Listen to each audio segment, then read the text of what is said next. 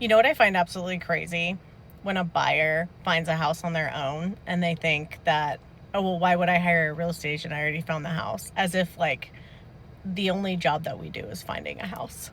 Don't get me wrong, obviously, like, we have access to portal searches and all of that, but, like, when you buy a house, like, you don't just sign a piece. It's not like a bill of sale in the sense that, like, you just sign a piece of paper that says you're paying $400,000. Here's your receipt, and you're just done. That's not how it works. Let's just put it this way. A 1 to 4 family contract has dozens of different avenues to it. And then on top of that, you can have addendums and promulgated forms on top of that. So when you get under contract and everybody signs on the dotted line, you have what's called an executed contract, which means all parties have signed and all parties have agreed. That's when the time clock starts for literally everything, and you have a ton of deadlines. Your option period, how many days is it? It's negotiable in the contract. How many days do you have? What is an option period? What do you mean, what is an option period? An option period is how many days that you have to have your inspections, to have anyone and everyone out. You want a plumber, you want a finance, you want a contractor. It is yours to have out whoever you want to have out to inspect any and everything about the home. You pay a nominal fee for that. How much is that fee, do you ask? It's 100% negotiable.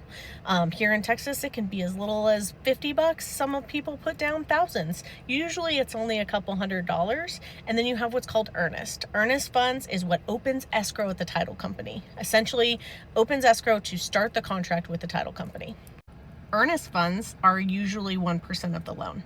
And how long do you have to deliver these items to the title company? 3 days. Three business days, and that day starts the day after execution of the contract.